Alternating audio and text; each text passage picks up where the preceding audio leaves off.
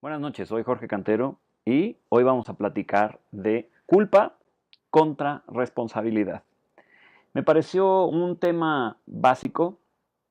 Cualquier psicólogo, creo, y cualquier psicoterapeuta puede relacionarse con lo importante que es este tema porque no conozco a nadie que no experimente culpa de alguna manera y en alguna gravedad a lo largo de su vida. Si alguien no experimenta culpa, de hecho, es porque estamos hablando de una falla grave en el sentido moral de la persona en cuestión. De no haber una falla grave en este sistema moral, que muy probablemente incluso pueda ser a nivel biológico, a nivel neurológico, todos experimentamos culpa. Eh, y como les decía hace un momento, la culpa es muy importante para nuestro funcionamiento. La experiencia de la culpa es tan horrible que por supuesto a veces se antoja necesario eliminarla y quitarla. A veces pensamos qué bueno sería no tener culpa. Pero como espero que nos quede claro en la siguiente hora, esto no es del todo cierto. Es importante que haya culpa y tiene una serie de funciones. Sin embargo, me parece, y como algunos de ustedes han dicho, sería muy importante poder migrar, evolucionar hacia un sentido de responsabilidad y no hacia la necesidad de la culpa como método de corrección de la conducta.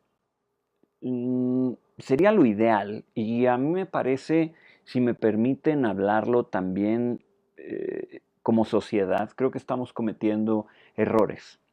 Estamos cometiendo errores al educar a nuestros hijos, al educar a nuestros alumnos, al educar a la misma sociedad, pues, ¿no? Eh, pero ya entraremos a eso, a lo mejor esa es la parte que quisiera dejar más para el final. Eh, pero espero que para cuando terminemos hoy les quede claro que la culpa tiene una función, que es importante y que como otros elementos de la conciencia que hemos platicado en estas transmisiones, es importante regular. ¿Ok? Bueno, Dixie ya está aquí conmigo, presente como todas las noches. No sé si te alcanzas a ver, hija mía, por ahí. Creo que justo la... Ah, miren, ahí se ve su cabecita, justo al lado de la computadora. Mi querida hija, como todas las noches, aquí haciéndonos compañía. Yo no entiendo cómo no se aburre, o a lo mejor sí, por eso se duerme. A mí me gusta empezar por definir, como todos ya saben, así que vamos a partir por ahí. La culpa es una sensación, es un sentimiento muy fuerte, sumamente disruptivo y estresante, causado por la creencia de que hemos hecho algo mal o hemos causado dolor a alguna persona. Hemos causado dolor, malestar, daño a alguien. Ujú. La culpa está poderosamente engranada en lo que tenemos catalogado, tanto como individuos en nuestra mente, como sociedad, como correcto e incorrecto. Cuando no podemos cumplir con nuestros propios estándares, cuando nuestra conducta de alguna manera rompe códigos morales establecidos por nuestra sociedad, por nuestra familia, por nosotros mismos incluso, emerge el sentimiento de culpa. Y por supuesto, como hemos dicho, cuando lastimamos a alguien, cuando herimos, cuando hacemos pasar a alguien por un mal rato, que otra vez tiene que ver con estos códigos, experimentamos pues esta sensación sumamente desagradable, sumamente disruptiva y eh, que produce un estrés muy particular, que no es exactamente dolor per se, tampoco es exactamente angustia o ansiedad, pero tiene mucho que ver con malestar, con remordimiento, ujú, con, me gusta utilizar la expresión autopunición o autocastigo. Ujú. Eh, um, un dato interesante que leí en la mañana mientras me preparaba para esto. Fíjense, estudios estiman que la gente experimenta mm, más o menos 2 horas al día de culpa baja, 5 horas a la semana de culpa moderada y 3,5 horas al mes de culpa severa. Fíjense, en algunos casos la culpa persiste por años y décadas. Así que claro, el número está ahí y eso les indicará a todos los que están aquí conmigo, 82 personas ya, que no estamos solos en la culpa. La mayoría de nosotros la experimentamos y la mayoría de nosotros coexistimos con ella. En algunos lugares he leído, lo he platicado, yo mismo he trabajado esta, pues no sé si llamar hipótesis, de que la culpa tiene mucho que ver con la religión y la religiosidad. Y miren, yo creo que eh, la culpa tiene mucho que ver con este tema, pero no hay que confundirnos. La culpa como tal, como acabo de definir, una señal, una señal de nuestro cerebro, de nuestro cuerpo que nos indica que hemos hecho algo o vamos a hacer algo que transgrede los estándares personales, sociales, es mucho más antigua y primitiva que la religión. De hecho, forma parte del engranaje moral del ser humano como especie. Y es una herramienta prosocial fundamental desde que somos Homo sapiens, pues, ¿no? Es otro tema totalmente distinto que algunas religiones a lo largo del mundo se hayan valido del sentimiento de culpa para generar adhesión y para generar seguidores. La culpa tiene esta característica cuando se induce a otras personas a sentir culpa a través de, desde el chantaje hasta muchos otros mecanismos. Podemos manipular. Entonces, a ver, no es la religión la que propone la culpa, ni la que la crea. Tampoco es la sociedad per se, pero es muy fácil que alguien, algunos, muchos, se valgan de esta naturalidad humana, que es la culpa, para manipularnos. Ujú.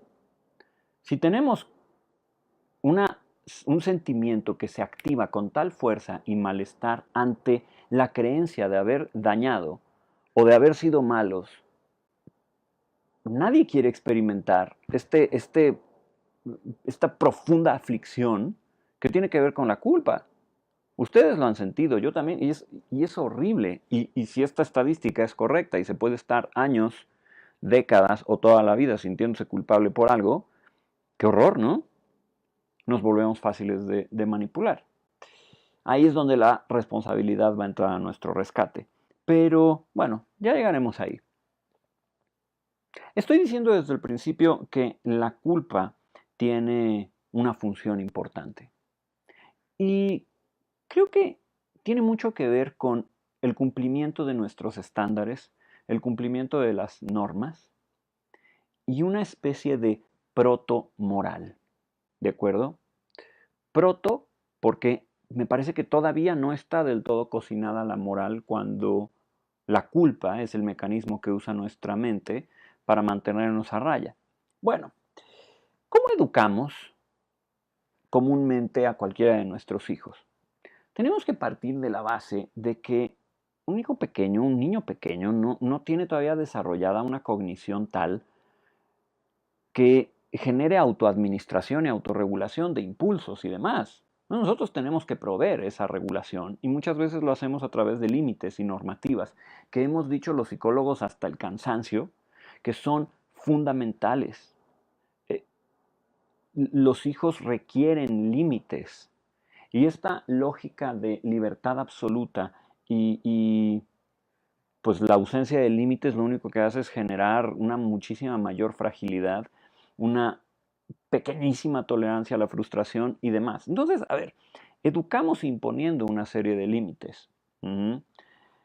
Hay que decirlo, imponiéndolos con respeto, con cariño, con inteligencia, sin dañar al hijo. Pero en el supuesto de que se siga esta lógica, bien pronto se le dice a nuestro hijo qué puede y qué no puede hacer, qué debe y qué no debe hacer. ¿Y en base a qué, gente? ¿Hay un canon universal dictado por la autoridad suprema que nos diga no, la verdad es que no, la verdad es que lo hacemos desde diferentes frentes, lo hacemos desde el frente de la familia, los valores de la familia, y lo hacemos casi siempre desde la sociedad en la que estamos insertos. Los valores que se practican en Japón son muy diferentes a los que se practican en México y son muy diferentes a los que se practican en Suiza y son muy diferentes a los que se practican en Alemania. Sin embargo, cabe señalar, hay numerosos estudios en relación a la moral como una cuestión universal en el ser humano y hay cosas que pareciera que, independientemente de la cultura en la que estemos, no estamos dispuestos a transgredir. Cosas como el asesinato. Es muy complicado que se avale el asesinato a sangre fría de una persona y otra serie de abusos. Entonces, también habría que discutir un poco si no hay una cierta universalidad en algunos estándares morales, pero en general son tantos y tan complejos que proceden de la sociedad. Entonces vamos insertando a nuestros hijos bien pronto en una lógica de premio y castigo. Ujú. Se premia casi siempre con amor, con celebración, con aprobación, cuando nuestro hijo hace lo que las normas marcan o lo que le hemos pedido, y con una forma de castigo cuando no lo hace. Así que es curioso cómo esto va insertando al ser humano en una lógica positiva o negativa. Y positiva o negativa aquí no tiene nada que ver con buena o mala, tiene que ver con sumar o restar. Ujú. Nosotros educamos a nuestros hijos en una lógica totalmente negativa, en la que nos enseñamos a evitar malestares, realizar actos buenos, morales, para evitar una consecuencia negativa. Así aprendemos a esforzarnos para evitar un regaño, prestarle nuestros juguetes al hermano para evitar que nos llamen la atención, sacar una buena calificación para evitar otra forma de castigo, que nos quiten el Xbox una semana. Y cuando somos adultos, continuamos igual. La gente respeta el límite de velocidad para evitar la multa, al menos en México, lo cual también es tristísimo, by the way, ¿no? Y la gente evita en su coche llegar hasta las líneas de cebra para evitar que el oficial de tránsito te multe nuevamente, porque en realidad seguimos en esta lógica negativa de evitarnos grados de malestar. Ujú. Esto es lo que para mí constituye una proto-moral. La necesidad de un castigo interno para evitar romper las normas. Ujú. En el psicoanálisis pensamos que la culpa es un heredero directo de las prohibiciones de nuestros padres, y muy en particular del complejo de Edipo. No voy a entrar en ese rollo aquí, sería muy extenso y no viene al caso, pero el punto es que nuestro sentido de culpa y nuestro sentido de moral procede directamente de lo que nuestros padres o quien sea que hace sus veces nos enseña que es correcto o incorrecto y de cómo ellos mismos nos van dirigiendo hacia temer, literalmente temer, las consecuencias negativas, emocionales casi siempre que se derivan de incumplir estas normativas. Ujú. Más tarde o temprano el ser humano pierde la necesidad de que nuestros padres nos castiguen porque incorporamos a un pequeño o gran castigador aquí, que es el que continuamente está tratando de ejercer esta moralidad. Cuando, volvemos a la definición que decíamos hace rato, tenemos la creencia de que hemos hecho algo malo, roto reglas o lastimado a alguien. Ujú. Ahí se activa este gran policía, este gran ejecutor mental que produce tal malestar que necesitamos hacer un alto en el camino y cambiar. Cambiar la conducta, corregir el daño, reparar de alguna manera, buscar alguna forma de equilibrio. para restituir el balance. Así que fíjense cómo en realidad la culpa sí es muy útil. La culpa es la que te permite, ante la posibilidad de haber hablado feo con tu pareja, con tu familia, haber dicho algo que los lastima, haber cometido un error medianamente grave, la culpa es la que permite parar y decir, oye, espérame, perdón, lo siento, lo lamento, no era la intención. La culpa es la que permite transformar el pensamiento hacia una visión un poco más empática de los sentimientos del otro y procurar su bien, no solo el tuyo.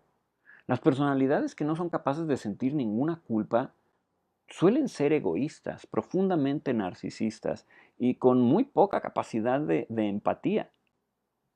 El hecho de que podamos sentir el dolor de alguien implica que, claro, sentiremos culpa a veces, pero también eso nos permitirá en justicia ser mejores seres humanos.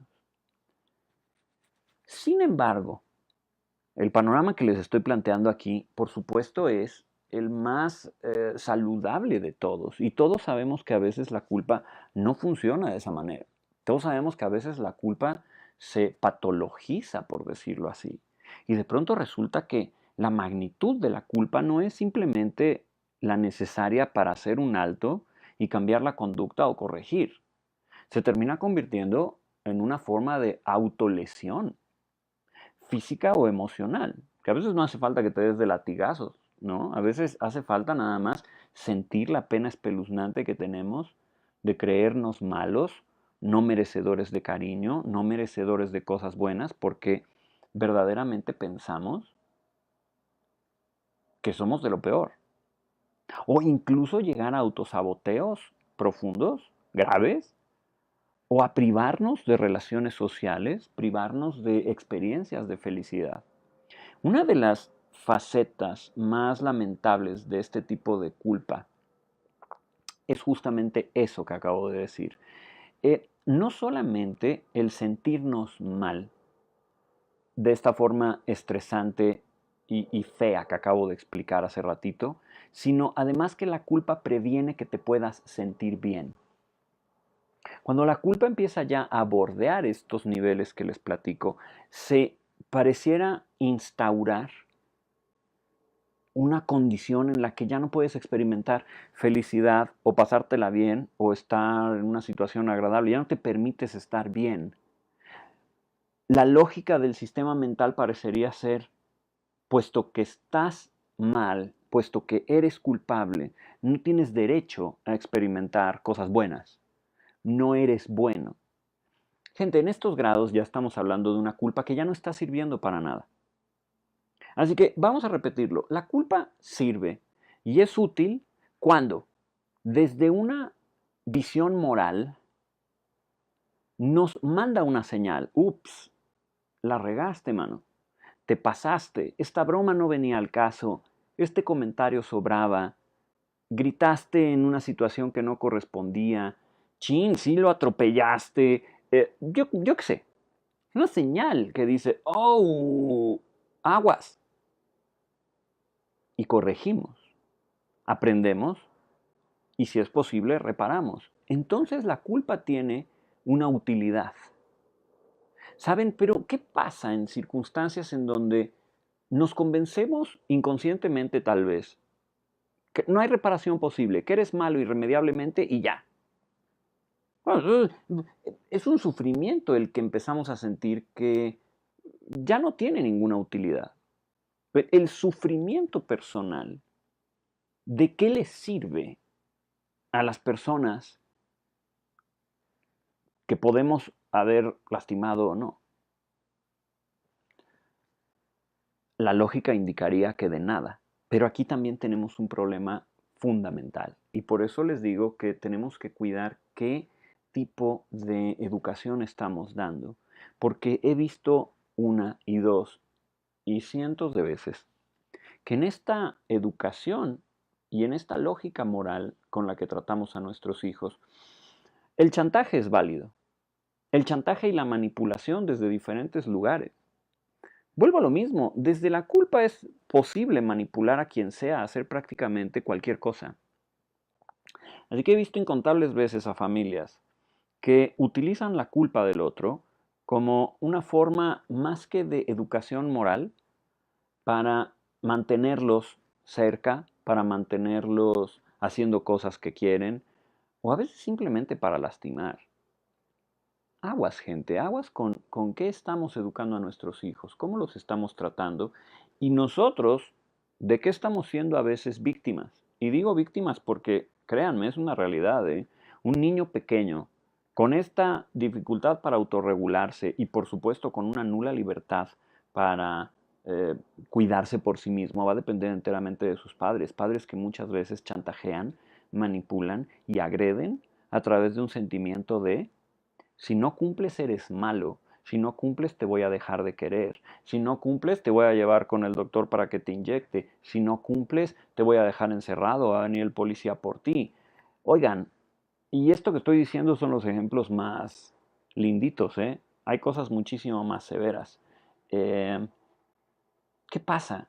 Que luego nos convertimos en adultos desesperadamente angustiados por una noción de moralidad totalmente distorsionada, en donde cosas que tal vez no son tan malas, las terminamos viendo terribles, en donde construimos estándares imposibles de cumplir, estándares de perfección de conducta imposibles de cumplir, y la consecuencia es la culpa. Es decir, este juez, este policía aquí arriba diciendo, fallaste, no pudiste, sométete al tormento. Sométete al tormento del dolor y la aflicción. No es justo. ¿Ok? Queremos educar a nuestros hijos, tenemos que darles oportunidad de balancear, equilibrar, reparar. Porque inevitablemente nuestros hijos van a cometer errores y van a fallar. Y se les va a tener que regular y limitar. Y se les va a tener que decir que esto no está bien y que esperamos más de ellos. Pero ¿cuántas veces pasa que nuestros padres no nos dan oportunidad de transformar la situación? A veces porque ni siquiera nos dicen qué esperan de nosotros, o a veces porque nada, ya es irremediable. Ya no quiero que repares nada. Estoy desilusionado de ti. Estoy increíblemente frustrado de ti. Se convierte este pequeño en un adulto, insisto, asustado, resentido, enojado, ¿no? A veces ni siquiera sabe por qué. Pero ¿qué pasa si introducimos la variable responsabilidad en esta ecuación? Ujú. Ok. Voy a leer un poquito de comentarios antes de seguir con eso. Claro, buenas noches, Estrella. Hola. Sí es bonita. Gaby, querida, hola. ¡Mua! ¿Cómo estás? ¿Cómo están? Dixie también te manda a saludar, por supuesto que sí. Marisol, hola. Ingrid, hola, hola, hola. La culpa es necesaria para reconocer nuestros errores. Así es, Estrella. Ana, hola. Eh, sí, Lola, sí es. Nuestras expectativas pueden ser un problema. Marisela, hola. Claudia Alvarado, ¿qué tal? Perla. Hola, hola. Susan, la culpa se experimenta fuertemente cuando se es padre de niños en edad temprana y creo que es el miedo a no hacer lo correcto o fracasar como padres, por supuesto. No solo con la religión, también con la cultura, el machismo, hasta el feminismo extremo, sí. Fabi, hola, gracias. Moni, ¿cómo estamos? Eh, um, la culpa tiene múltiples funciones, Estrella, sí, así es. También se puede sentir culpa por no cumplir con las expectativas. De hecho, casi siempre se siente culpa por eso. Claudia, yo siento culpa por sucesos pasados y aún me siento mal por lo que pasó. ¿Cómo se soluciona? Voy para allá. Blanca, cuando en una relación afectiva está constantemente presente la culpa, ¿cómo distinguir exactamente de qué sentirse culpable y hasta qué punto no eres culpable? Ok, voy para allá, voy para allá, voy para allá. Bueno, hay que introducir la variable responsabilidad. Ujú.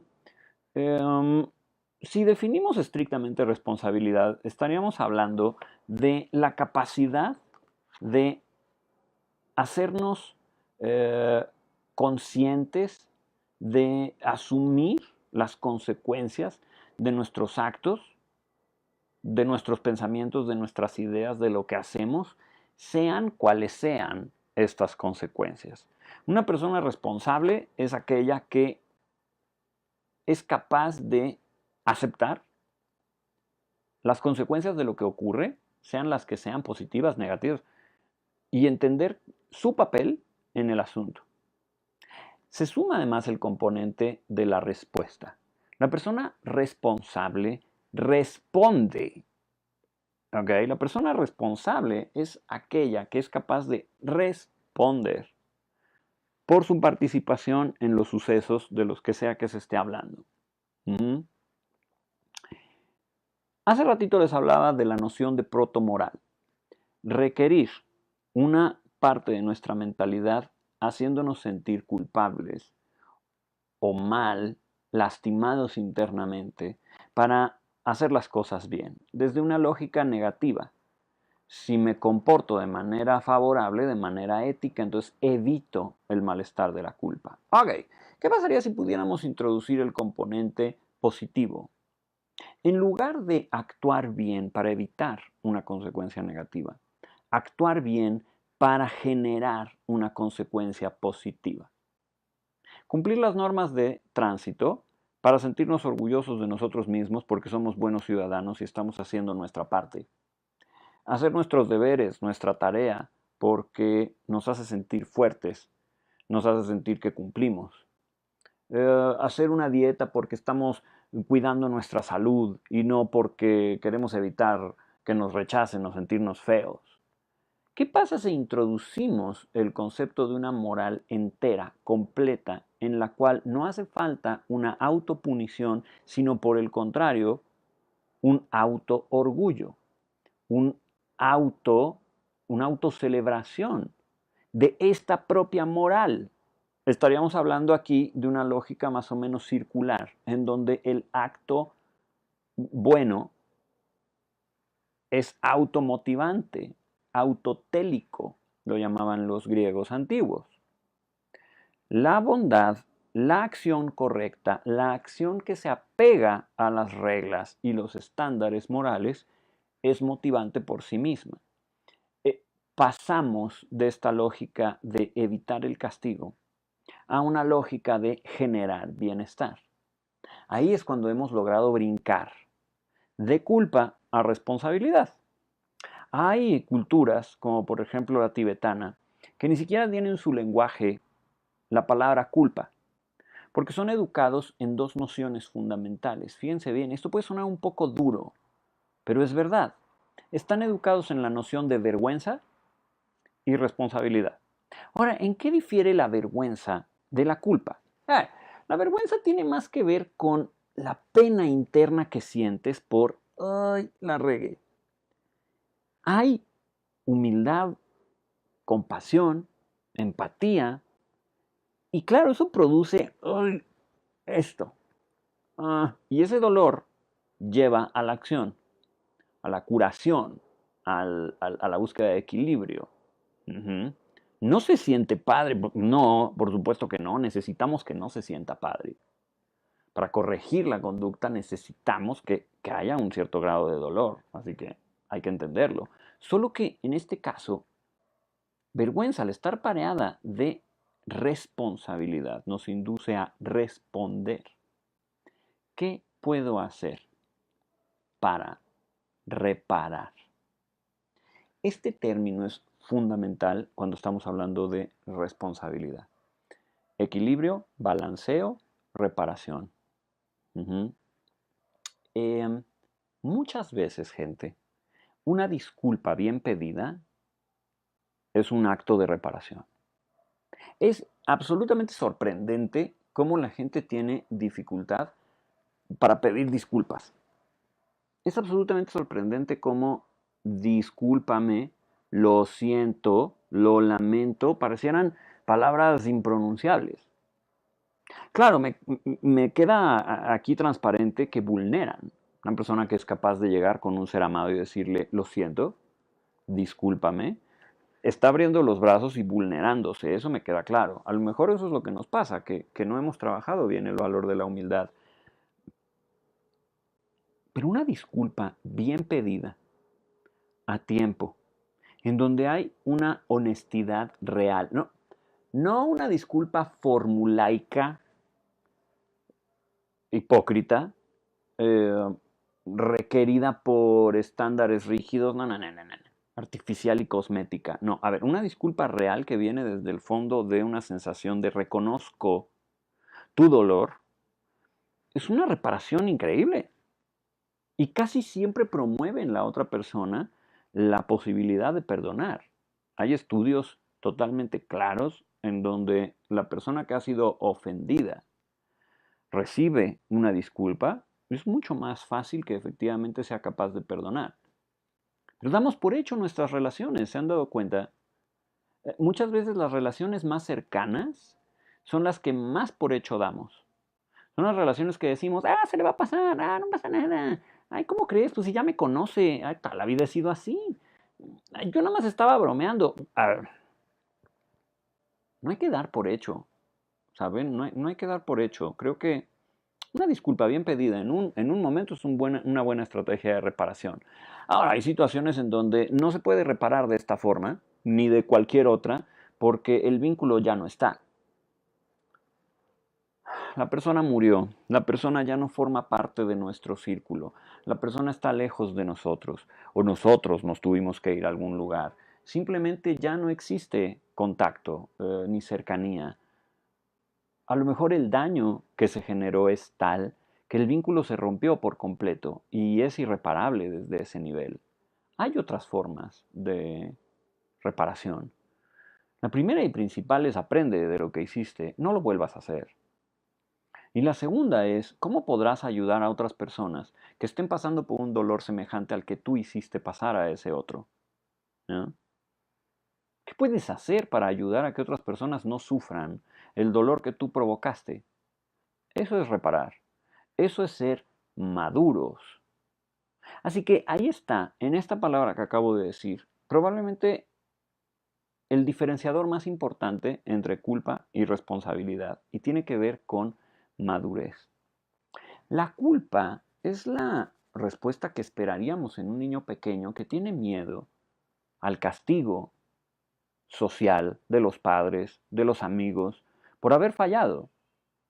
Pero cuando hay madurez, y no estoy hablando de adultez, estoy hablando de madurez, lo importante aquí no es evitar el castigo, lo importante aquí es ser funcionales, buenos, cooperativos, amables, amorosos. Eso es lo verdaderamente importante. Así que la cuestión aquí no es cómo evito el castigo, sino cómo corrijo mi conducta. Lo importante aquí no es cómo no sentir dolor, sino qué hago con el dolor una vez que lo tengo. Ya dijiste una mentira, ya rechazaste a alguien, ya lastimaste a alguien, ya heriste a alguien. Puedes reparar, repara. No puedes, entonces cambia, crece, madura, aprende y vuélvete un mejor ser humano. Y así es como superamos la culpa, cuando la convertimos en responsabilidad. Pero aquí tengo que ser enfático, gente. Tengo que ser absolutamente enfático. La culpa no se supera en pensamiento. La culpa no se supera aquí. Si cualquiera de ustedes está sintiendo culpa por alguna razón, les suplicaría primero que intenten ser objetivos. Y acuérdense lo que hemos hablado otras ocasiones. La objetividad tiene que ver con poder ver las cosas como son y no como nos gustaría que fueran. En la objetividad establecemos una distancia saludable de las cosas para poderlas contemplar con la menor cantidad de juicios y prejuicios. Verdaderamente la acción que realizaste es meritoria de sentir este dolor sumamente estresante, este dolor tan disruptivo que te lleve al remordimiento. ¿Sí? Ok. ¿No? Entonces el trabajo es otro. El trabajo tiene que ver más bien con bajarle a este estrés, bajarle a esta lógica de autopunición severa, bajarle a esta lógica de insatisfacción constante, nunca puedo estar satisfecho conmigo mismo. Pero a ver, si después de un examen objetivo de la acción resulta que, pues sí la regué, punto.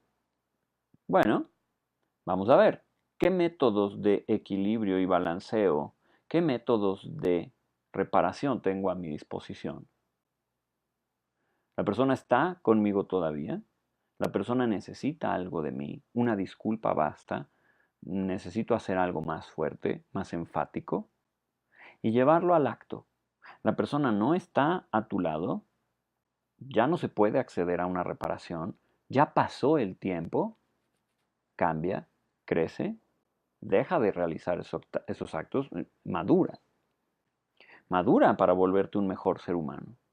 Y poco a poco la sensación de disrupción interna, la disrupción moral, se va corrigiendo y va calmándose con el tiempo.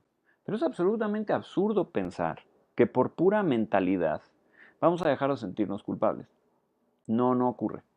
Puesto que la culpa tiene la función de acercarnos a la moralidad y la ética, promover las conductas prosociales y generar un bien, está ahí para quedarse. Ujú. Y convendría que le hiciéramos caso. ¿Qué tal si la podemos llevar hacia la responsabilidad? Y recordemos otra vez la definición. Responder ante las consecuencias de nuestros actos. Responder, gente. Eh, Ahí está mucha de la clave. Blanca, pero evitar no siempre es sinónimo de responsabilidad, ¿o sí? Bueno, de hecho, no sé si te refieras a ello. Una de las peores cosas que podemos hacer en cuanto a culpa se refiere es la evitación. La mayoría de los especialistas coinciden en que cuando tienes la picazón de la culpa, necesitas atenderla, abordarla. Cuando vamos evitando ciertas conversaciones, ciertas acciones, cuando vamos evitando el contacto con la gente que de pronto sentimos que hemos herido o demás, se va haciendo mucho peor. Entonces, yo sí recomendaría aquí rapidez, decisividad, ¿saben? Ser muy conscientes tanto de nosotros mismos como de los otros, porque las señales son muy claras, ¿eh? O sea, cuando la persona delante de nosotros está experimentando un malestar por algo que hemos dicho, hecho, demás, es muy transparente si aprendemos a poner atención. O sea que culpa igual a responsabilidad y igual a moralidad. No, no necesariamente, ya diré, culpa es una forma primitiva de moral. Responsabilidad es la forma más evolucionada de moralidad, en donde no hace falta un autocastigo, sino hacemos las acciones correctas por el gusto de hacer las acciones correctas, ¿no? Hola Nubis, ¿qué tal? Liliana, es la voz de la conexión. ¿Qué? ¿La culpa? Kendra, ¿por qué se hace agobiante la culpa? ¿Por qué se magnifica? ¿Hasta dónde dejar que fluya? Ok, la razón fundamental por la que la culpa se vuelve agobiante es porque, o una de dos, los estándares morales a los que nos estamos tratando de apegar son irreales, tan irreales que de hecho son imposibles de satisfacer, o probablemente provenimos de una educación, de una lógica moral en donde las faltas eran seriamente eh, castigadas de una manera emocional o incluso física, ¿no? Probablemente provenimos de un lugar en el que el chantaje es un modo de relación o en donde las fallas eran fuertemente castigadas desde nociones como te voy a dejar de querer, voy a retirarte mi aprecio, no tienes ninguna forma de perdón. Cuando nuestros padres, fíjense qué importante es esto, y también se los digo para ustedes que son papás, cuando nuestros padres son capaces de balancear, fíjense bien, dos cosas. Uno, la existencia, la imposición desde la existencia de ciertos límites, junto con la correspondiente corrección de la conducta de los niños, más la posibilidad de darles la posibilidad de que reparen, pues darles la posibilidad a nuestros hijos de reparar. Generamos una moralidad mucho más madura, mucho más responsable. Es decir, nuestro hijo comete una falta, se le corrige, se le regaña. Y el hijo no va a sentir bonito esta corrección, no puede sentir, tiene que sentir dolor. Muchas veces le he dicho a los padres que su función es frustrar con amor. Pero la frustración por sí misma no puede sentirse bien. Entonces, nuestro hijo siente dolor, pero se le abre la posibilidad de reparar. Lo guías y conforme va madurando, lo dejas que tenga iniciativa.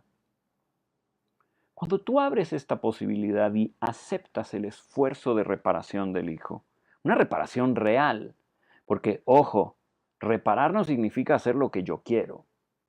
Reparar significa hacer lo necesario para que la persona herida o para que la infracción se arregle.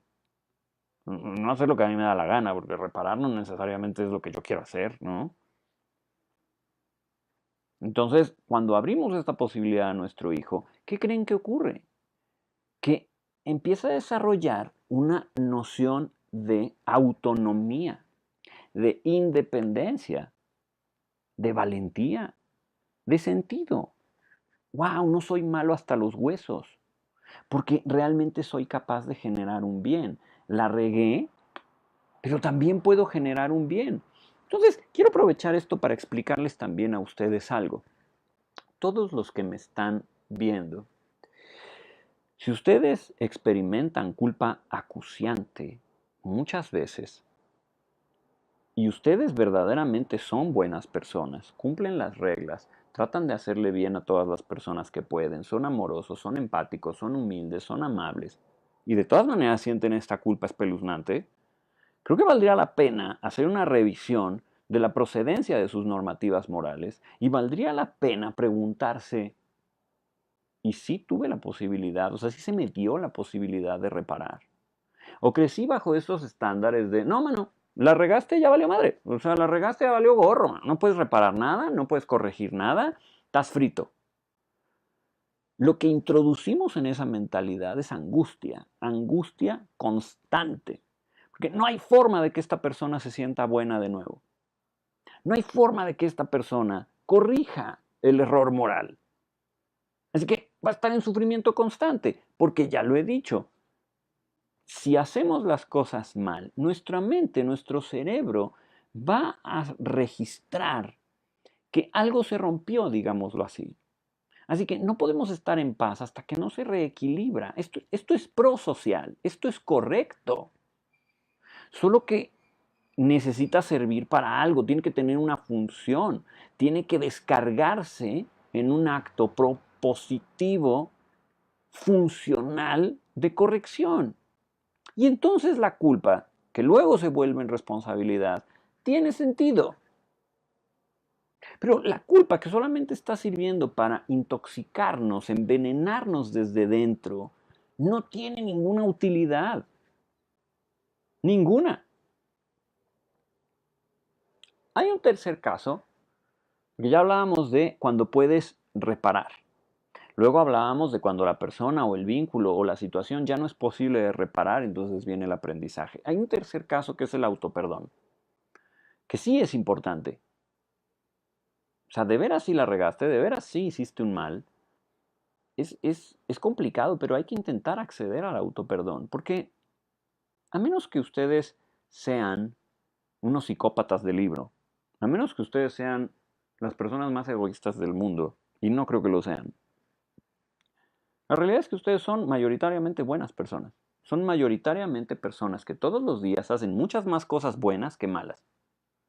Son personas con buenos sentimientos y buenas ideas, que protegen y cuidan a la gente que aman y a ustedes mismos. Mayoritariamente, seguro que hay momentos en los que no. Eh, no es justo. No es justo vivir con una carga moral impagable porque nos convencemos de una falsedad. Soy malo y no merezco cosas buenas. Hay una ironía terrible Y es que las personas más malas, las personas que de veras sí realizan malos actos, que de veras sí roban, hacen fraudes, que de veras sí matan, que de veras, o sea, las personas más malas del mundo no sienten culpa, ¿eh? Y en cambio, ustedes y yo, que no somos así, vamos sintiéndonos culpables, ya no desde una funcionalidad de, voy a corregir, voy a entender y corregir, no, sino desde un convencimiento absurdo de que no me merezco cosas buenas. Les suplico que hagan un examen de conciencia real en donde sí pongan en una balanza errores, fallas, fallas de carácter, en fin. Y también acciones morales, correctas, compasivas, que realizan a diario y evalúen. Sean objetivos con ustedes mismos, sean compasivos con ustedes mismos, por favor. Si la culpa va a servir para un acto de reparación y de equilibrio, úsala. Si no, por el amor de Dios, alto, alto y observa qué está pasando. Y si nada de esto que estoy diciendo sirve y la culpa insiste y continúa, entonces ve a terapia.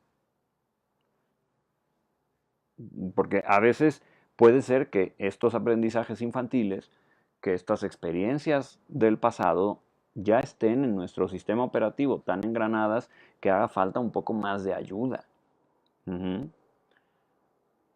Si se fijan, el abordaje al que estoy tratando de llevarlos de la culpa es como otros que hemos platicado aquí, como el de la semana pasada y antepasada, del manejo eficiente de las emociones. La utilidad. La culpa tiene que tener una utilidad y tiene que migrar hacia responsabilidad para que sea verdaderamente útil, para que de verdad sirva para algo. De lo contrario, es gasto de energía y de emocionalidad a lo absurdo. A nadie le sirve tu sufrimiento, que te quede totalmente claro. Tú que me estás viendo allá del otro lado, a nadie le sirve tu sufrimiento. A todos nos sirve tu esfuerzo moral. A todos nos sirve tu esfuerzo por ser una mejor persona. A todos nos sirve. Tu sufrimiento no le sirve a nadie. Y a ti tampoco. Porque hay que migrar hacia responsabilidad. ¿Ok? Em, hay que migrar hacia poner atención. Hay que migrar hacia observar a las personas que queremos. Observar nuestras relaciones. El recordar el pasado, el recordar lo que hicimos, el recordar de dónde venimos y tenerlo presente sirve como datos que da información a nuestra mente, sirve para tener una orientación, pero no es la cura. La cura siempre es uno o varios actos de restitución de nuestro carácter moral. Otra vez, la cura es realizar actos de restitución de nuestro carácter moral. Esa es la cura. Cuando tú eres capaz de hacer esto, entonces es mucho más fácil eh, librarte de la culpa. A veces las personas con las que te sientas culpable no te van a perdonar. A veces las personas con las que te sientes culpable van a seguir utilizando la manipulación y el chantaje para hacerte sufrir y tenerte de rodillas. A veces lo van a hacer. Tal vez ni siquiera porque sean malas personas, sino porque es la única forma de relación que conocen. Pero vuelvo a insistir, tu sufrimiento no le sirve a nadie. Una persona que te ama te va a dejar reparar. Una persona que te ama va a abrir los brazos para que repares. Una persona que no, pues a lo mejor ya no quiere tener una relación contigo. Ok, pues entonces ya no hay nada que reparar y hay que dejar que las cosas sean lo que sean. A lo mejor esta persona ya no está a tu lado. Ok, bueno, ni modo. Crecer, madurar, cambiar. Pero nadie tiene derecho a tenerte de rodillas en un sufrimiento continuo bajo la excusa de que no eres suficientemente bueno. Ahí se los dejo para que lo piensen. Ujú. Ok, en el terreno del humanismo el merecimiento no es una autoconmiseración, Oscar. Mm, la verdad es que no lo sé, no entiendo bien tu pregunta. Autoconmiseración yo lo relaciono un poco con autovictimizarnos y pues no lo sé. El merecimiento, no lo sé. Me gustaría que me explicaras un poquito más esto, si tenemos oportunidad. Ahorita te contesto escrito. Tiene que ver con la conciencia, como Pepe Grillo hablándole a Pinocho. Claro, una culpa saludable es un buen ejemplo. Una culpa saludable, una culpa moderada, actúa de alguna manera como un Pepe Grillo y no es tan mala. No es tan mala, es una buena guía, hay que prestar atención. Lo que pasa es que te va a doler. Lo que pasa es que te va a doler. O sea, sentir este tipo de culpa te va a doler. ¿Cuánto tiempo? ¿En qué magnitud? ¿Hasta el grado de que te destruya? Pues la verdad es que eso no tiene sentido. Eso ya no es Pepe Grillo, es un Cheddar Vader, ¿no? Bueno, he ahí, Susana, la importancia de formar con valores y principios, porque mucho de lo que vemos es gente que miente, engaña, abandona a los hijos, es un resultado de hogares sin moral, sin una formación en principios. ¿Qué les puedo decir? Yo estoy totalmente de acuerdo, totalmente de acuerdo. Hola, Citlali. Mari Carmen, muchas veces escucho a los padres decir que si no cumples, me lastimas, me pones triste o me enfermas. Oigan, esto es muy grave. Y Mari Carmen sabe de lo que está hablando. Eso es muy grave. Y yo también lo escucho un chorro. Y me pudre. Porque no es justo. Eso no enseña ninguna moral, eso no enseña ninguna autorregulación. Eso enseña a nuestros hijos a estar obligados a una vida de sufrimiento, porque además es inescapable. Bajo estos estándares no se puede cumplir. Más tarde o temprano vas a realizar acciones que a la otra persona no le van a gustar, porque además las expectativas de todo mundo son imposibles de cumplir. ¿Cuántas personas hay en la vida de ustedes? Personas importantes, 10, 15, 20, 50 personas, y ustedes creen que van a cumplir con los estándares de todos. Más tarde o temprano alguien va a decir, no me gustó. Lo cual está bien y a lo mejor te sirve, a lo mejor es útil.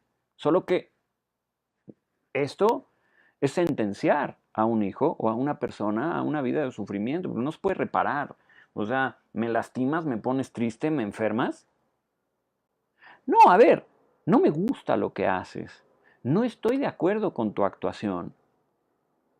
¿Cómo lo vamos a corregir? ¿Qué vamos a hacer para que esto deje de ocurrir? Dar opciones de reparación y de corrección. Dar opciones para que nuestros hijos desarrollen actos de moral, de carácter. Y si ahora nosotros somos adultos y no nos lo dieron, pues vamos a empezar a hacerlo.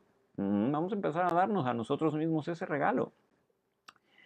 Fernando, ¿cómo saber que se está asumiendo una responsabilidad adecuada después de cometer un error? Observando tu entorno, observando los resultados de este acto de responsabilidad que tú estás llevando a cabo, observando de qué sirvió, si tiene una utilidad real o no. El acto de reparación no tiene que ver con satisfacerte a ti, tiene que ver con reparar el daño allá. Así que cuando allá está equilibrado el asunto, entonces puedes decir sirvió. Si allá no está equilibrado el asunto, por más que tú digas, ¡Uta, me esforcé un chorro! Tal vez no sea suficiente, ¿no? FJ Pérez se genera por frustración de necesidades manifestadas a través de demandas, sí. Claro, yo para que mi mamá me disculpara me ponía a limpiar la casa. Ahora odio limpiar, pues sí, lo entiendo. ¿Culpa es igual o casi lo mismo a arrepentimiento? No, el arrepentimiento es el resultado de una sensación de culpa, pero no son exactamente lo mismo. No hay culpables, solo responsables. Estoy completamente de acuerdo. Alex Aguilar, hola. Describes perfecto, Azúa, muchas situaciones. Lo difícil es salir. Lo difícil siempre es salir. Lo difícil siempre es salir, pero Yo creo más en la suma de pequeños actos todos los días que en de un día para otro romper con todo. Eso es muy difícil. Y de verdad, créeme, si necesitan guía, busquen guía. No es fácil. Hay libros, hay transmisiones como esta, hay terapia, pero se los digo de veras, no tienen por qué estar infectados, contaminados, por estados de sufrimiento constantes, no les sirven a nadie y a ustedes menos, ¿no? Hola Gaby, saludos. Irina, buenas noches. Rocío, ¿y cuando crees que sí estás segura de hacer algo y después tienes culpa? Pues ahí yo te diría que a lo mejor revises la lógica de tus estándares morales, porque algo por ahí está chueco, ¿no? Eh, ok. Mari Carmen, ¿por qué mi responsabilidad me lleva a perder incluso la noción de autocuidado? Ejemplo, no tomar una incapacidad por asumir mi trabajo. Ah, eso es culpa, Mari Carmen, eso no es responsabilidad. La responsabilidad es justicia también dirigida hacia ti misma. Entonces, perdón, pero eso no es culpa. Ahí pareciera como que hay un miedo de una consecuencia negativa, probablemente ni siquiera de fuera, probablemente una consecuencia negativa de tu policía interno, porque no estás cumpliendo con tus estándares morales. Pero también te pediría que revises esa magnitud de estándares morales, porque me parece que en un justo balance necesitas descanso, necesitas autocuidarte y necesitas eh, ser cariñosa primero que nadie con la fuente de todo el bien que tú puedes producir, que es tu propio cuerpo, ¿no? Mara, es importante que los niños aprendan a disculparse para formar adultos responsables. Oh, sí. Oh, sí. Pedro, hola. Kendra, necesitan aprender de los adultos. Lo idóneo son sus padres, sí. Eh, a ver, creo que la pregunta, Susana, es qué tanto esa responsabilidad es responsabilidad y no culpa disfrazada. La responsabilidad no viene cargada con dolor. La responsabilidad no viene cargada con sufrimiento. La responsabilidad no viene cargada de autolesión, de autodaño o de no permitirte un bienestar por estar cumpliendo con un deber moral. La responsabilidad siempre, siempre, siempre, siempre te va a hacer sentir mejor. Cuando realizas un acto responsable, siempre vas a experimentar orgullo saludable, vas a experimentar apego a una normativa moral que corrige tu carácter, vas a sentirte fuerte, vas a sentirte correcta. Cuando se trata de una culpa encubierta de responsabilidad, es probable que sigan habiendo por ahí atrás dolores y sufrimientos, grandes o chicos.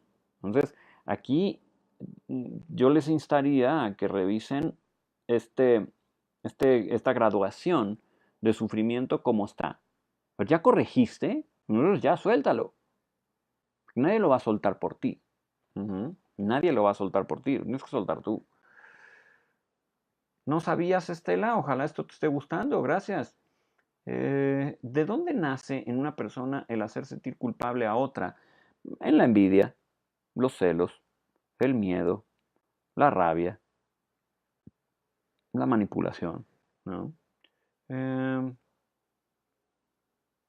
Wow, cuántas preguntas, oigan, todavía. Porque hay gente que vive constantemente echando culpas a los demás. Eh, pues la verdad, Vero, si lo piensas bien, es más fácil proyectar que asumir.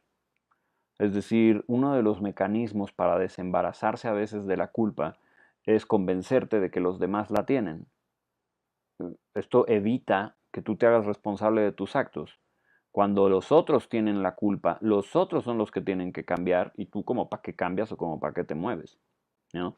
Es relativamente más sencillo, nos meten muchísimos más problemas, ¿no?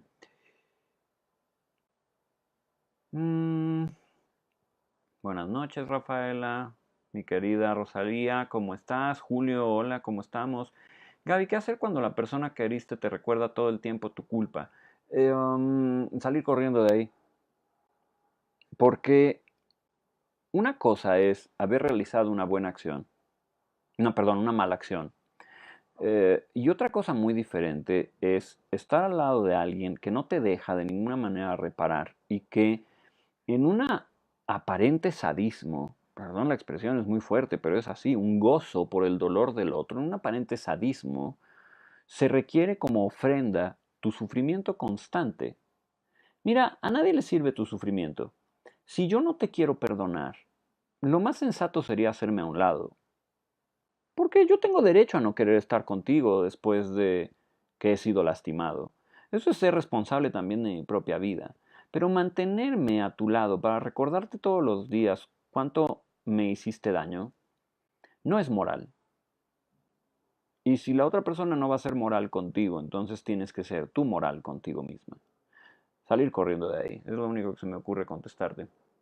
Eh, yo tengo culpa, Juanita, al no seguir adelante. Mi hermana tiene un año que no me habla por lo mismo. Ay, ahí hay que revisar los estándares morales. Me parece que ahí hay una falla. Dulce, apenas escuchándolo, tendrás que ver. Claro, velo al ratito. ¿Es recomendable, Lulú, frustrar a los hijos a propósito o solo que experimenten las frustraciones que da la propia vida? No es correcto lastimar a tus hijos, no es correcto hacerlos sufrir bajo la pretensa de que se les está enseñando una lección. No es correcto por una satisfacción personal destruir su moral y su seguridad. Es necesario frustrarlos cuando se trata de incrementar su tolerancia al dolor. Es importante darles tareas, es importante darles obligaciones, es importante darles la posibilidad de madurar y ser buenas personas a través de educarlos, instruirlos.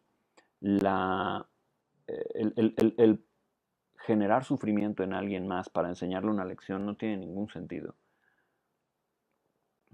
Tisha, ¿será que la soberbia nos impide darnos cuenta de que cometemos una mala acción, de que herimos o de que cometimos una falta? Sí. Y esa misma soberbia impide que actuemos de inmediato con un lo siento o con una reparación del daño siendo responsables. La conciencia nos avisa que algo no estuvo bien o no está bien. Bravo, bravo. Hagan caso a este comentario. Sí, la soberbia no es un buen consejero. Hola, Tere, te nos uniste, qué bueno. María, la culpa que he llevado siempre es haber dejado que mi hija, uy, María, luego te escribo porque no entiendo bien a qué te refieres. Ángeles, hora, Marieli querida, hola, tendrás que ver la repetición. Sí, pero llegaste y eso siempre me encanta. Gracias. Bueno, 1 hora con 7 minutos, ya nos pasamos y siguen llegando muchísimos comentarios. Les responderé como todas las noches y en los días siguientes como trato de hacer siempre. Eh, Muchas gracias a todos por estar presentes. Espero que esta brevísima plática sobre los conceptos de culpa y responsabilidad les haya servido y vamos a seguir creciendo, vamos a seguir siendo mejores personas y vamos a seguir intentando vivir con felicidad y prosperando, ¿vale? Que la moral, que la ética, la noción de bien y mal nos sirva para llevar una vida mejor y no para sufrir. Ese es mi objetivo con esta plática, que nos sirva de verdad para llevar una vida mejor y no para sufrir. Me despido diciendo lo que ya dije varias veces. Tu sufrimiento no le sirve a nadie. No sufras gratis porque eso no repara. Sufrir y prohibirte el bien, convencerte de que eres una mala persona, porque supuestamente eso sirve para algo, no tiene sentido. Ser responsable, madurar, crecer, cambiar, ayudar, contribuir, en fin, eso sí sirve, eso nos sirve a todos y te lo agradeceremos todos, porque en este mundo hace muchísima falta buenas personas, personas responsables, personas morales. Les mando un abrazo desde acá, gracias por conectarse como todos los lunes, ya saben, hagamos crecer este esfuerzo, compartan con todo mundo y déjenlo saber que aquí hay un espacio en el que podemos crecer todos los lunes, en el que podemos aprender y ser mejores personas. La felicidad está verdaderamente a un paso de ustedes. Fuertísimo abrazo. Descansen. Buen lunes, buena semana.